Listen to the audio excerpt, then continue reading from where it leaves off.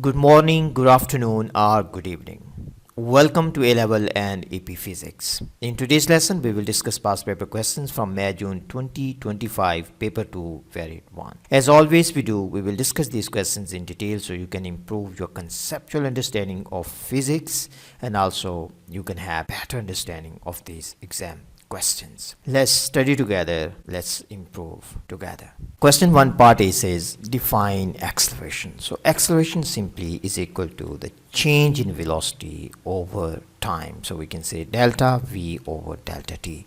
So we can define acceleration is the rate of change of velocity. So simply we can write down acceleration is rate of change of velocity. So this is how we can define rate of change of velocity. Part B says in an experiment, two objects A and B are released from the side of a building as shown in figure 1.1. Object A is released from rest at a height of 14 meters above the horizontal ground. Mean it is released from this point. Then the height of this one is equal to 14 meters. Object B is released with an initial upward vertical velocity u at a height of 3.6 meters above the ground. So B is released from this point. Both objects take the same time to reach the ground and they do not collide with each other. Air resistance is negligible. For part B1, we need to calculate the time taken for object A to reach the ground. Means how long it will take to start from here and to reach the ground, and it is release. So release means that initial velocity of this one is equal to 0, as in this case there is no air resistance, so acceleration of this one is constant and acceleration of this one will be equal to g. As acceleration is constant, we can use SWOT equations. So simply we can use s is equal to ut plus 1/2 at square. In this case, u is equal to 0. So u is equal to 0. So we can say s in this case will be equal to 1/2 gt square. We are taking in this case down is positive. So we are taking downwards as positive. As we are taking downwards positive, so it means s is positive, g is also positive. So now we can simplify this one for the time. So we can say t square will be equal to 2s divided by g. From here we can say t will be equal to 2s divided by g square root of this. Now simply we need to plug in values. Vertical displacement is equal to 14 meters and value of g is 9.81. So if we solve this one, we will get about 1.69. So this is equal to 1.7 up to 2 SF. So our final answer we can say is 1.7 seconds. Second part says use the answer in B1 to calculate u. So use your answer in B1. It means this is very important information. So this is kind of hint for you, and also you have to follow this hint. So in the last part we have found the value of time that was equal to 1.689 seconds. Precise value means more than 2 SF. You have to use the exact value from the last part, not after rounding off. So before rounding off, that value you have to use. So that value was 1.689. Now we need to understand the motion of the beam. So what do we have in this case? We have the u that we need to calculate is upward, and we have the vertical displacement. So this is the vertical displacement. You have to be very clear. So what is the displacement from this position? So this is the vertical displacement, and this is in downward direction. So downward direction, and t we have, u we have, and in this case acceleration that is equal to g, and this is equal to 9.81 meters per second, and acceleration is also in downward direction. So we can also write on s, vertical displacement, this is equal to 3.6 meters. This is also in downward direction. So we need to find u. So this is what you need to find out. And so how we can find out this value of u. To find the value of u, we can simply use s is equal to ut plus 1/2 gt square, and in this case we will take down is positive, so we are taking downwards is positive, so it means this value will be positive, this value also will be positive. Now simply we can plug in values. So what is value of s in this case? S is equal to 3.6, so this is positive. U we don't know, but we have the value of time, that is 1.689, so here we have 1/2. G is equal to 9.81, and this is positive 9.81, and here we have t square. Now simply we can write down this is 3.6, so here we have 1.689 times u, plus we have 4.9, so we can simplify. So this is 4.9 means 9.81 divided by 2, so we can take this is 4.9, and the value of t is 1.689 square. We need to solve for u. So simply this term we can take on the right side, so let me write down here. So we can say in this case 1.689 u, this will be equal to 3.6 minus, we will get 4.9, so you can use precise value 9.81 divided by 2. I'm just using this simplified. So here we have 1.689 square. But if we solve this one for u, we will get u is equal to minus 6.2 meters per second. So what this negative sign is telling us, up to 2SF we have this one.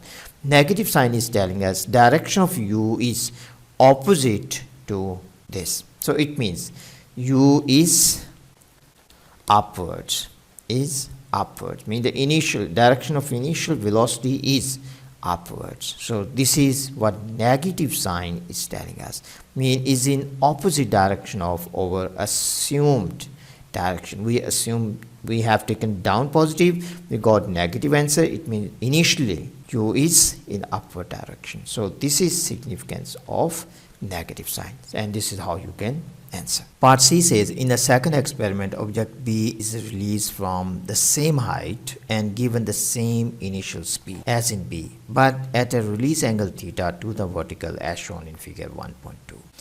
State and explain whether the time taken for object B to reach the ground is less than, the same as, or greater than the time in B1. Little bit tricky question, but how we can answer this question? First of all, the object was released vertically upwards, so it will go up. So what was the initial vertical velocity when we release this one upwards? So we can say u initial was equal to u. Now how about in this case? So in this case, the vertical component of the velocity, so let me redraw here. Now we release this one at certain angle. This one is u, and it is given to us, this angle is theta. So we can resolve this one into two components. So we can resolve into two components. So one component is horizontal, and one component of this velocity is vertical. And this new vertical component, this will be equal to u cosine of theta. This will be u cosine of theta. As the angle is greater than 0, it means it is smaller than u. So we can say u cosine of theta, this is smaller than u, because theta is greater than 0. So this is the point. So the vertical component of velocity is smaller. As vertical component of velocity is smaller, so the time it will take to reach the top where its vertical velocity component will be 0, that height will be small. So this, when we launch from here, this will go somewhat like this.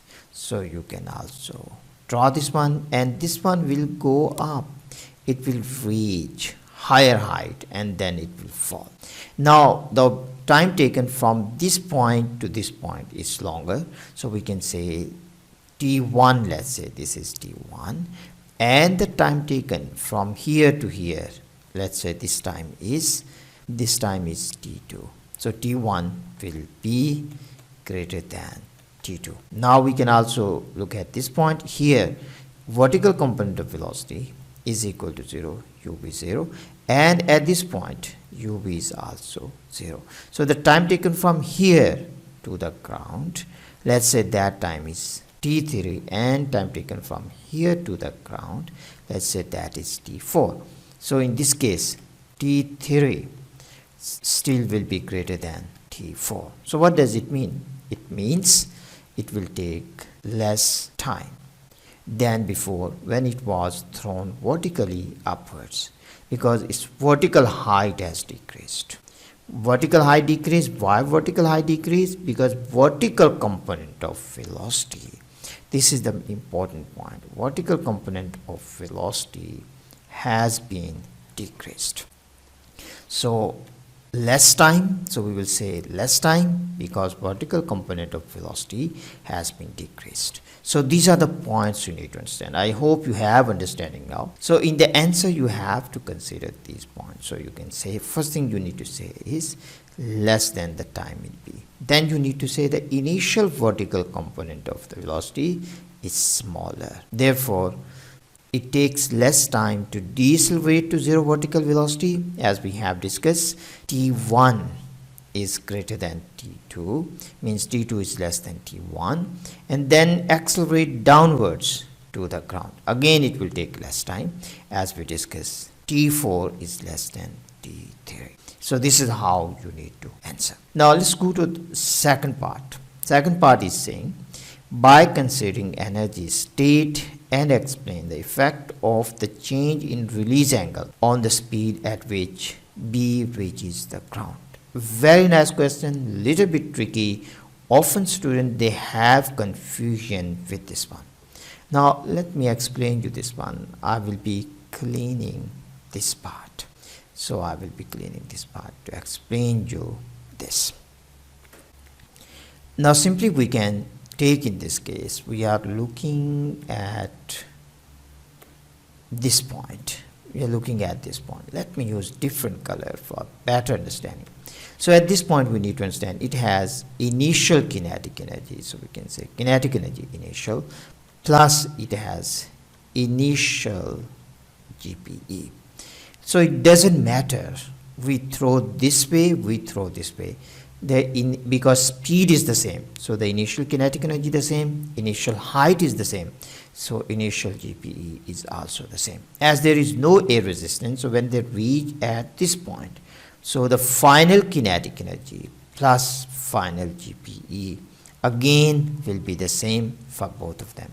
So potential energy at this point, if we take this over reference line, so the kinetic energy final has to be equal to, this will be 0 then, if we are taking this is reference line, this will be equal to kinetic energy initial plus it has to be equal to GPE initial.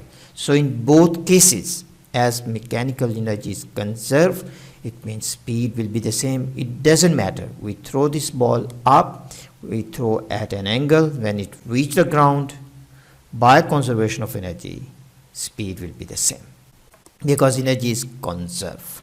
Now let me show you the answer, how you can write down a nice answer. So this is how you can say, first thing you need to say, speed will be the same. So this is the key point. Second thing you need to say is that total initial energy is the same in these two cases, and change in potential energy is also the same. So the kinetic energy also is the same. So final speed is the same.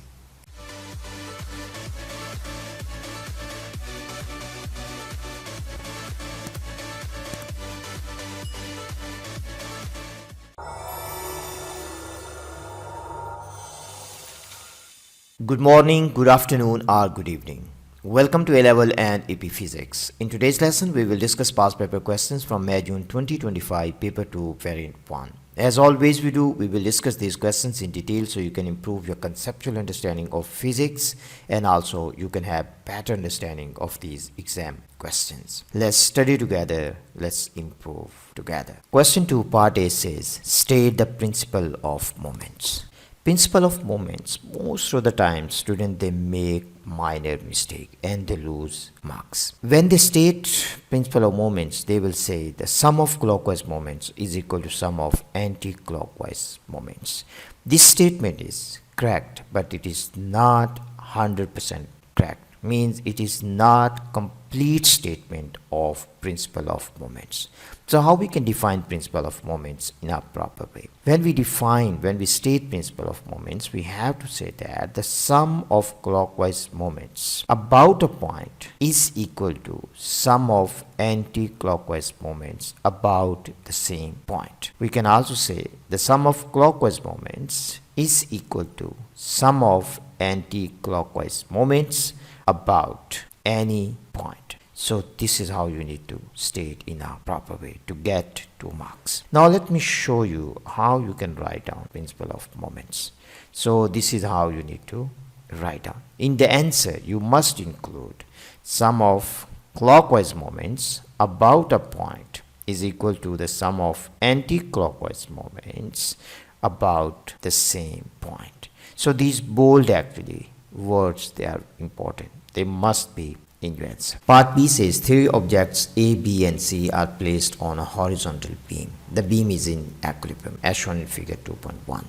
Beam is uniform and has length of 6.0 meters. The pivot is at the midpoint of the beam. As this is uniform, it means its center of mass and center of gravity, they are at the midpoint. Object A has mass 60 kgs and is placed at one end of the beam. Object B has mass 45 kgs and is placed at a distance x from the pivot. Object C has mass 80 kgs and is placed at the other end of the beam. And we need to find out what is value of x. So this is a typical question about principle of moments. As we have stated before, principle of moments is sum of clockwise moments about a point is equal to sum of anti-clockwise moments about the same point. So we need to choose a point. So which point is the best one? So the pivot is the best point. If we choose this one, it will make our calculation simpler. So this is our pivot point. So we are taking, this is pivot. We will be taking moment about this point. So the moment due to A, this will be anti-clockwise moment. Due to B, also anti-clockwise moment. Due to C, this will be clockwise. So sum of clockwise moments has to be equal to sum of anti-clockwise moments about this point. So simply we can say the mass of this one is 80 kgs. So simply we can say this is 80 times 9.81. Even we don't need to write on 9.81 because it will be cancelled on both sides, times the distance, that is 3 meters. So we can say 3.0. A has mass of 60 kgs. So this is multiplied by 9.81. You no need to write on 9.81 because it will be cancelled on both sides, but I'm writing for you better understanding. And what is the distance of this one? Its distance is 3.0 meters plus moment due to this. Mass of this one is 45 and the weight is, so the weight is 45 multiplied by 9.81 and the distance is x. So first of all, one thing we can do is 9.81 we can cancel. So how we can find x now? So x will be equal to 80 times 3.0 minus 60 times 3.0 and divided by 45.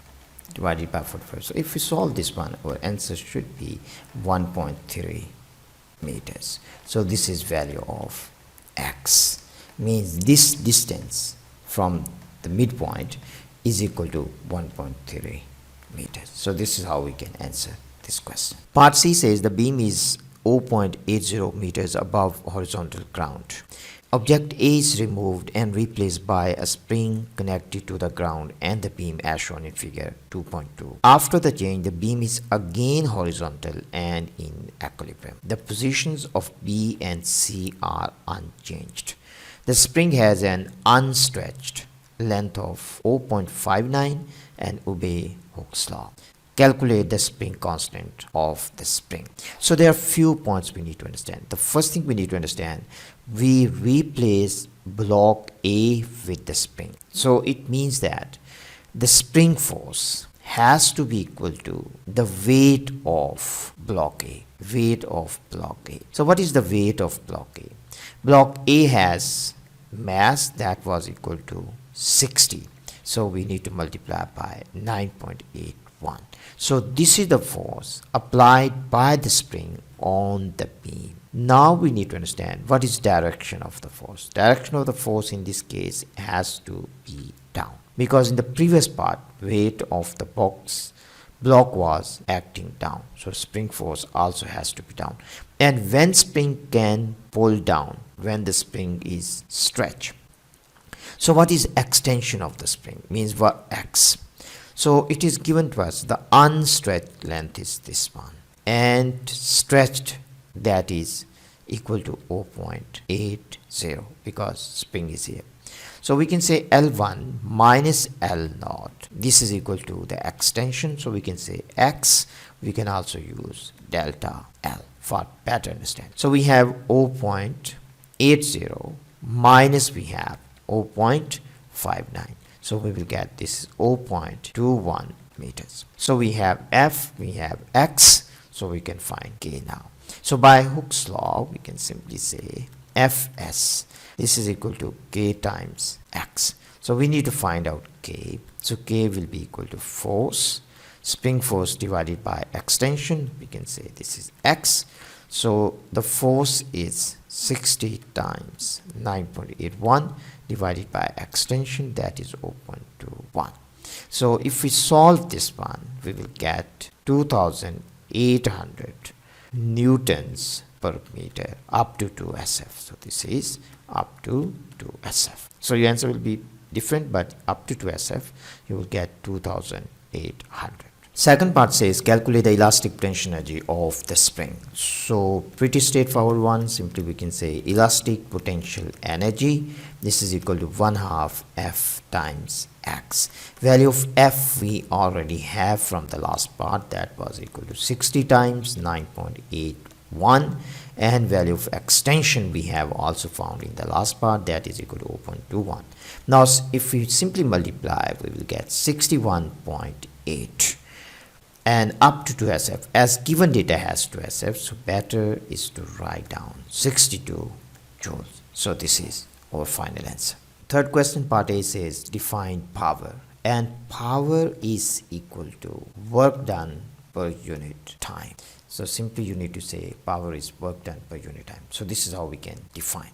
For the second part, for part B, it is given to us an electric car is powered by a motor. The car is traveling at a constant speed of 35 meters per second along a straight horizontal road as shown in figure 3.1. There is a total resistive force of 1750 newtons acting on the car. Calculate the power transmitted to the wheels of the car by the motor. So we need to understand power in this case has to be equal to F times V, because V is constant, so F times V. So what is the force exerted on the car? Drag force 1750, and the same force has to be applied by the car because it is not accelerating.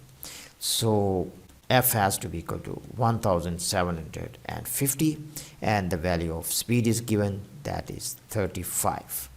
Now if we solve this one, we will get our final answer up to 2SF, 6.1 times 10 to 4 watts. So this is how we can answer. Second part says calculate the useful work done by the motor when the car travels a distance of 17 kilometers. Useful work done mean the force applied by the car and the distance traveled. So simply you can say W useful, the work done, useful work done by the car, this is equal to force time distance, force applied by the motor.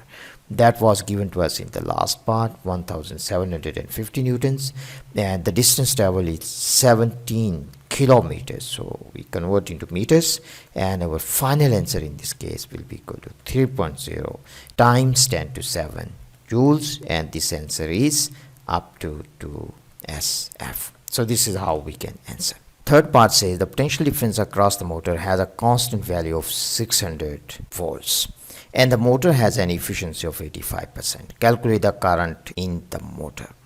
In the last part, we have calculated power transmitted to the wheels of the car, and that is the useful P output of the motor. So first of all, we can say useful P out of the motor, that was equal to 6.1 times 10 to 4. So to calculate efficiency is given to us, this is 0.85. This has to be equal to useful P out, very important one, you need to be very clear. This has to be useful P out divided by total input power. So we can say input power P in. So now if we later rearrange this one, so we can write down P in input power. This has to be equal to useful P out divided by efficiency 0.85, and P in, this is V times I, and P out we have 6.1 times 10 to 4, and this is divided by 0.85. Now simply we need to find out what is value of I. So I will be equal to 6.1 times 10 to 4 divided by 0.85 times V. So this is V here times V, and value of V is given to us, that is equal to 600 volts. Now if we solve this one, we will get 119.6 ampere. So up to 2 SF, this has to be equal to 120 ampere. So this is how we can answer. So this is very important one. We need to understand this has to be useful P out or useful energy output. Part C says the car in B now reaches a slope as shown in figure 3.2. The car continues down the slope at the same speed in B. It means speed is constant.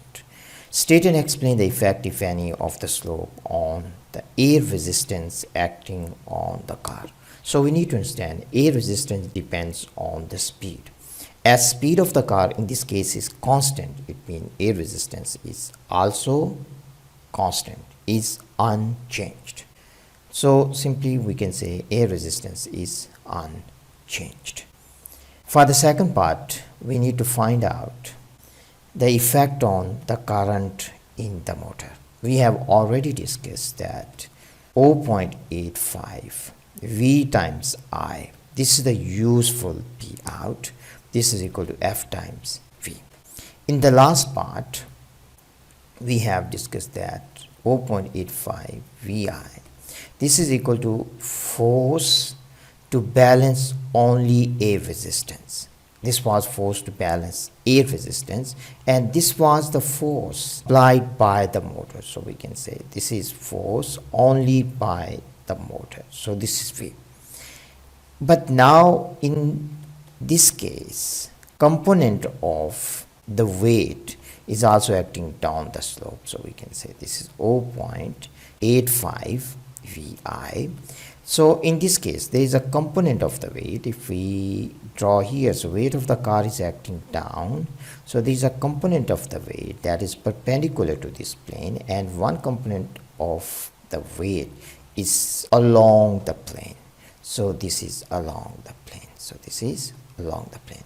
So we can also say this angle, for example, this angle here, this angle if is theta, so this component, this is W, this has to be W sine of theta, or you can say this is mg sine of theta.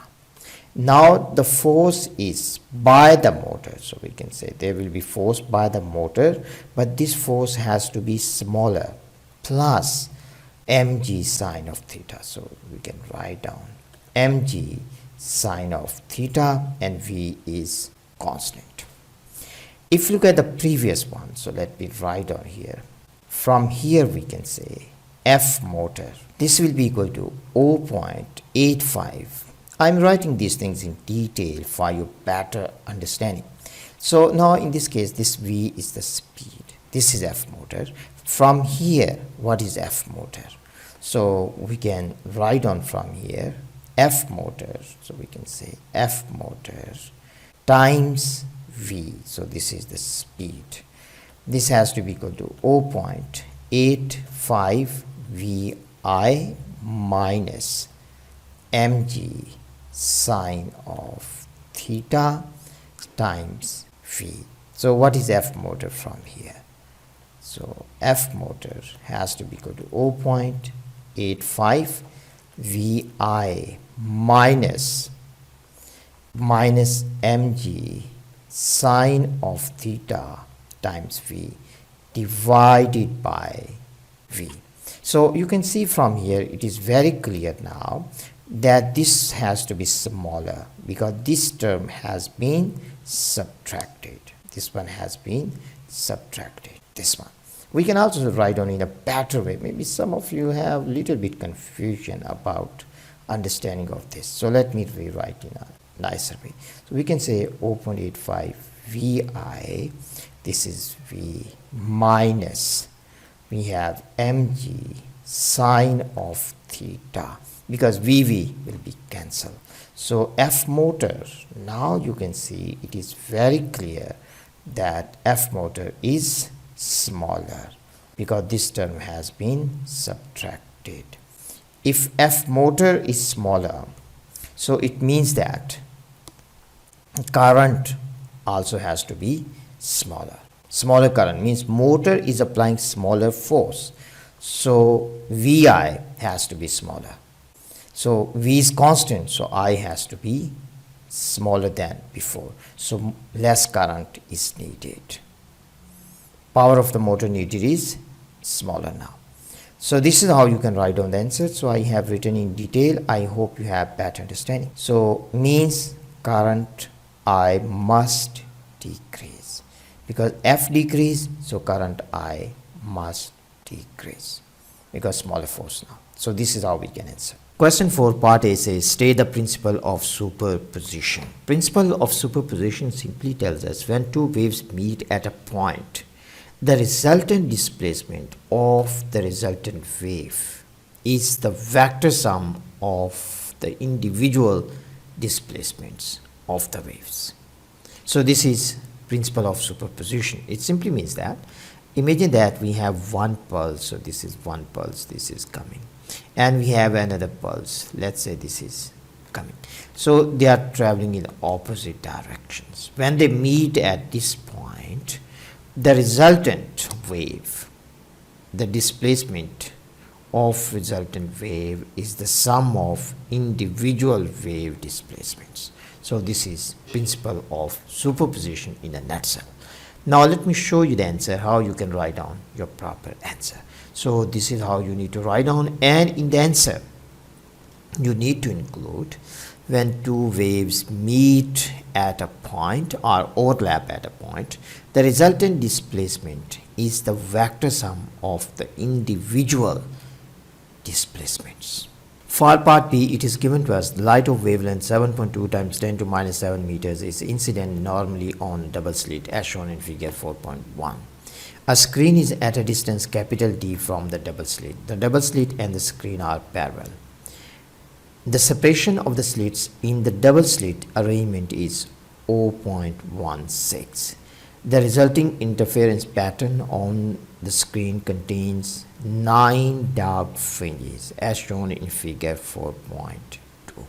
So in this case we need to understand is that what this is representing. This is representing fringe spacing. Fringe spacing. So we can simply say this one is X, fringe spacing. So how many fringes we have? Fringe spacing we have, not the fringe, fringe spacing. So you can see we have about 8, 4, and here 5, here 6, here we have 7, so here we have 8. So it means that 3.2 centimeters from here is equal to 8 times of x. So this is very important point we will need for calculations. For part 1 we need to calculate value of capital D, and this one is double slit. So simply we can say lambda times capital D, this has to be equal to A times X. So we need to find out value of D, the distance between slit and screen. So this has to be equal to AX divided by lambda. Value of A is given to us here, but we have to be careful with the unit. So this is 0.16 times 10 to minus 3 meters, and value of X is equal to 3.2 times 10 to minus 2 divided by 8. So this is, and divided by lambda, and value of lambda is given to us, that is equal to 7.2 times 10 to minus 7 meters. Now if we solve this one, we will get 0.88 meters, and up to 2SF this is equal to 0.89 meters. So this is the answer, and the typical distance D has to be about equal to 1 meter. So our answer is close to 1 meter. It means this is correct answer. And second part says the slit separation is now gradually decreased from 0.16 to 0.04 millimeters. The distance between the centers of adjacent dark fringes is x. On figure 4.3, sketch the variation of x with slit separation. So we have already discussed that for double slit, lambda times d, this is equal to A times x. A actually in this case is the slit separation, and x is fringe spacing. That remains constant. So that remains constant. So this is the main concept we need to understand. Now we can rearrange this one. We can write down x, this is equal to lambda d divided by A. So we can see from here that x is inversely proportional to A. So it means when A will decrease, x has to increase, but the product of these two, it has to remain constant. So this is hyperbolic graph, rectangular hyperbola. So now how we can sketch, how we can start this one. This value of A is given to us. So this is the slit separation. When we have this slit separation, value of x we have, that is equal to 3.2 divided by 8, and this is equal to 0.4 centimeters. Now at this point, what is the value of x? X is equal to 0.4 centimeters. So this is one value we have. Now for example, when x is, we can find different values. So you can write down first of all this value is here. So this is our value of x. It decreases from 0.16 to 0.04. So here we have 0.04. So what is the value at this point, and what is the value at this point? So we can say, let's say this is, now we can say we need to find x1 here, and for this one we need to find x2. So these are our A1, A2. We can say this is A1 and this one is over A2. So to find A1, so we have to understand A1 x1 has to be equal to A times x. So if we need to find x1, so this has to be equal to AX divided by A1. So what is value of AX? A is 0.16. This is in millimeters. So we can convert this is in millimeters, and we have value of x, that is in centimeters, so we can convert into meters, then we can convert into centimeters. This is 0.4 centimeters, so this is 10 to minus 2 divided by A1, so this is 0.08 times 10 to minus 3. So we can find out value of x1. The value of x1 will be equal to 0.8 centimeters. So this is value of x1. We can also find out x2 in a similar way. So x2 will be equal to AX, means this, divided by A2. divided by a2. So we can divide, we can also find out. So if we will solve this one, we will get, this is 1.6. This will be equal to 1.6. This is 0.16. Yes, these are the values. So when a is equal to 0.08, x has to be 0.8. So this is 0.8. When a is equal to 0.04, x has to be equal to 1.6. So 1.6 is located here. Now we can connect these points. This is how you need to sketch the graph. So if we connect the points, so this is how our graph will look like. Here, this point, very important one. This point is important. This point is important. So this is how examiner will look at your graph. So your graph must pass this curve through these points. Question 5, part A says, use the definition of speed, frequency and wavelength to derive the wave equation. So we need to understand speed is equal to distance over time. So simply we can say speed is equal to distance over time. If the distance traveled is equal to 1 wavelength, then the time taken will be equal to time period. And we also understand that frequency is equal to 1 over time period. So simply we can say V is equal to F times lambda. So this is how we can derive wave equation. Part B says a source of sound waves of frequency 236 Hz is traveling at a constant velocity of 20 meters per second. A stationary observer has a microphone connected to CRO. The microphone detects the sound waves as the source moves directly towards the observer. The resulting trace on the CRO is shown in figure 5.1. The time base on the CRO is set to 1.0 milliseconds per division. Part A says calculate the frequency of the sound waves detected by the microphone. So we need to calculate frequency. To calculate frequency, we need time period. And time period we can find from this time base setting. So this is one period. So this is one period. I mean, this is one complete wave. So this is one complete wave. And one division is this one. So here we have 2 division, 3 division and 4 divisions. And one division is equal to 1 millisecond. So it means we have 4 milliseconds. 4 times 10 to minus 3 seconds. So we will get 250 Hertz. So this is how we can answer. Second part says determine the speed of sound in air. But we have already observed frequency, that is 250 Hertz.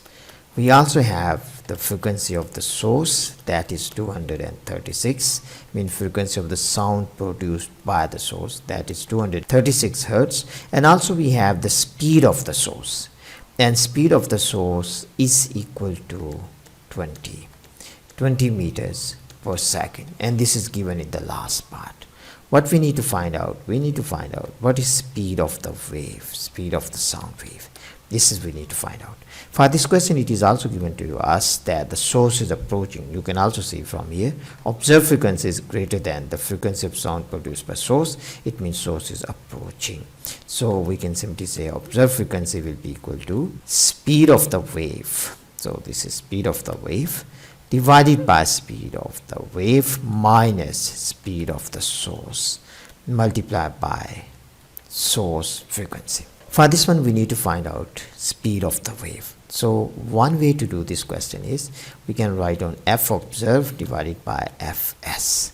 This will be equal to V wave divided by V wave minus Vs. We have observed frequency, that is equal to 250, and we have source frequency of sound produced by source, that is equal to 236. And here we have V wave we need to find out. This is V wave.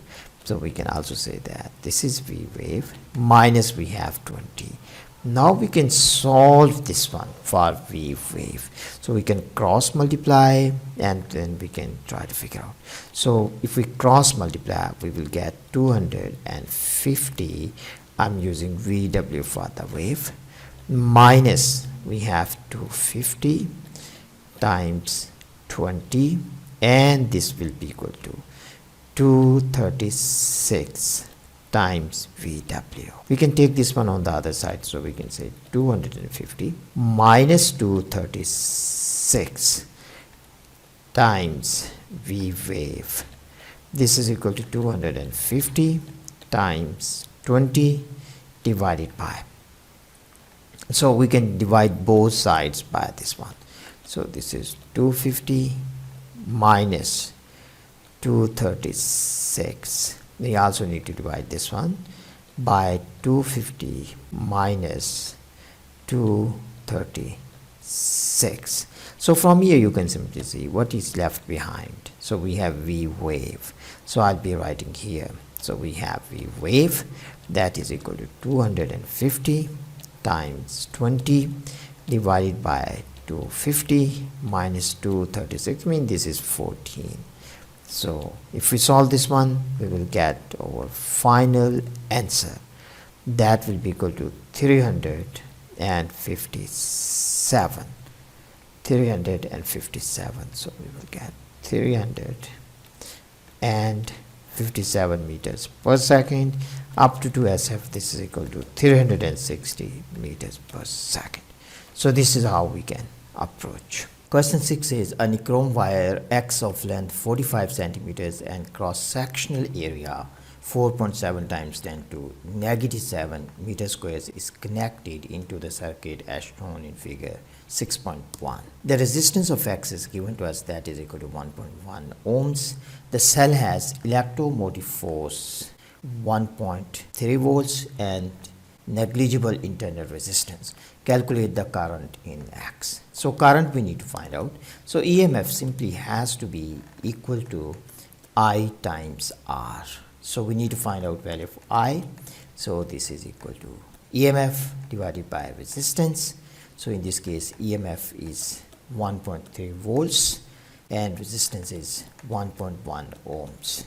So current is equal to 1.18. So we can say this is 1.2 amps up to 2 SF. Second part says the number density of charge carriers in nichrome is 8.5 times 10 to 28 per cubic meter.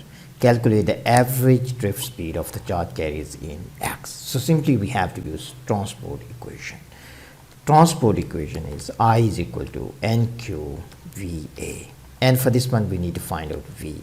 That will be equal to I divided by NQA. And value of current we have already found in the last part, that was equal to 1.2. And value of N is given to us, that is equal to 8.5 times 10 to 28. And value of Q is 1.6 times 10 to minus 19. And value of A is also given to us in the last part, that is equal to 4.7 times 10 to minus 7. Now if we solve this one, we will get value of V, that will be equal to 1.88 times 10 to minus 4 meters per second, or we can say this is about 1.9 up to 2 SF meters per second. So this is how we can answer. Now if we go to the third part, for the third part we need to calculate resistivity of the nichrome, and we understand that resistance is equal to rho L by A. From here we can say resistivity will be equal to RA divided by L. And value of resistance we have found in the last part. It was given to us in the last part, the resistance of X, that was equal to 1.1. And area, cross-sectional area is 4.7 times 10 to minus 7. And value of L is 0.45. So if we solve this one, we can find out value of resistivity. That will be equal to 1.15 times 10 to minus 6 ohm meter. So this is how we can figure out pretty straightforward questions. Both question simply need equation. You must have understanding of this equation, and then simply you need to plug in values, nothing else. Quite straightforward. Part B says wire Y is identical to wire X. Wire Y is added to circuit in parallel with wire X as shown in figure 6.2. State and explain the effect, if any, of this change on the reading on the ammeter. Means the effect on current in the circuit. For this one, let's say the resistance of this wire X is R, resistance of this one is also R. So the previous resistance R total before we have, so I can say R total before connecting Y in parallel was equal to R. Now R total after, I can say after connecting Y in parallel. So this resistance will be equal to R by 2 because it is connected in parallel and they are identical, so it will be R divided by 2. So what does it mean? So how about the current? So we can say I new current, this is EMF divided by R by 2. So it simply means that current will be double because the previous current here we have that was equal to EMF divided by R. So current new will be equal to 2 times of the initial current, we can say I initial. So simply 2 points you have to mention. Reading on ammeter will increase because total resistance of the circuit increases. So current in the circuit increases because EMF of the battery is constant. EMF in the circuit is constant. So this is how you can answer. Now let me show you the answer. So these points in the answer you have to mention. First point is important. You have to say what is happening to the reading. Increases. Then you need to explain why it increases. So we will say in parallel decreases the total resistance.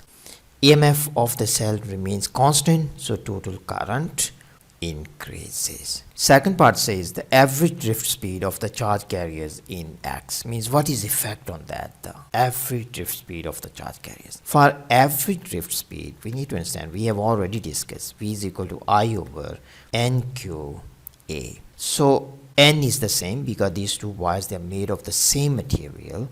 Q is a constant and they are identical, so they also have A same. Now if current change, V will change. If current is the same, it means that V is the same. So we need to check for I. Let's say this is EMF. So what is the PD across this one? PD across this. If battery has no internal resistance, then current passing through this one means current passing through this wire, it will be equal to EMF divided by R.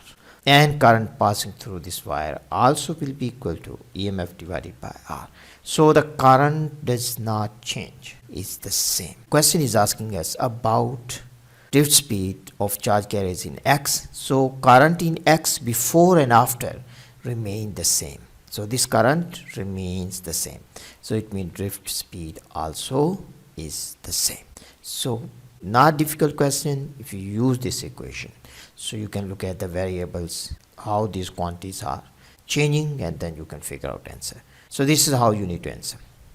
Now let me show you the answer. So the first thing you have to say is drift speed remains the same. Current in X is determined by the PD across it, which is equal to the EMF, still equal to the EMF of the cell.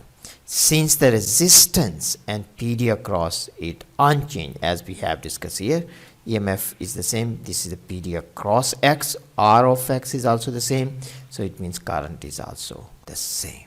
So this is how you can explain. So when you start answering this question, you can also write down the equation first of all.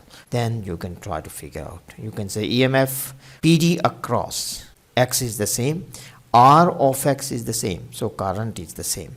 So as N, Q and A, they are also the same for these two wires. It means V is also the same. So this is how you can approach. Question 7 part A says nitrogen 12 is an unstable isotope of nitrogen that decays by the emission of radiation to carbon 12.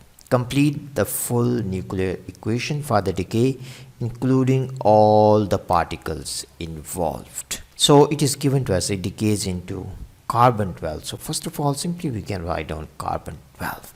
As its proton number decreases by 1, it means that this has to be beta plus decay.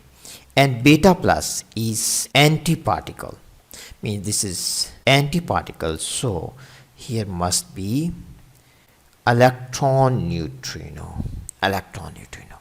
Because this one is antiparticle, so this has to be particle. So lepton number has to be conserved. Part B says hydrogen 1 is an isotope of hydrogen. An atom of hydrogen 1 comprises a proton and an orbiting electron. An antiparticle equivalent of hydrogen 1 comprises an antiproton with an orbiting positron. The antiquarks in the antiproton are the antiparticles of the quarks in a proton. State the charge on the positron in terms of the elementary charge E. Positron is antiparticle of electron. Particle, antiparticle. They have the same mass but opposite charge. Charge on electron is minus 1e, so the charge on positron is plus 1e. So simply 1e you have to write down. So simply you can say this is plus e, or you can say plus 1e. E is already here. State the group of fundamental particle to which the positron belongs. Positron belongs to lepton. So we can say belongs to leptons family. In table 7.1, state the flavor. Mean is it up quark, down quark, or is it top bottom quark, and the charge of the three antiquarks that comprises the antiproton.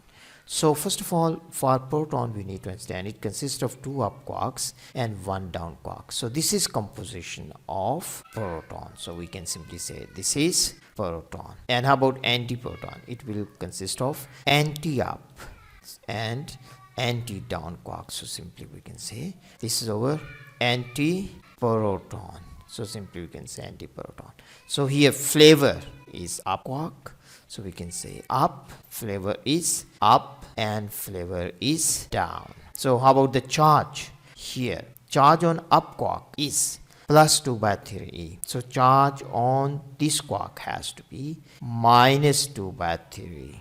So this is also minus 2 by 3. This has to be, this is down quark. So this is 1 over 3. Means this is charge on anti-down quark, please. So question is saying state the flavor and charge of the 3 antiquarks. So that's the reason this is minus 2 by 3. That's all for today's video. I hope this video was helpful and this video has helped you to improve your conceptual understanding. And if these videos are helping you, please like and subscribe and also share with your friends. And if you're looking for more resources, you can also join Patreon. On Patreon, you will find PDF of these solutions. You will also find topic-wise questions with detailed solution, revision guides, and much more. And if you have any questions, please leave your questions in comments and I will try to answer as soon as possible.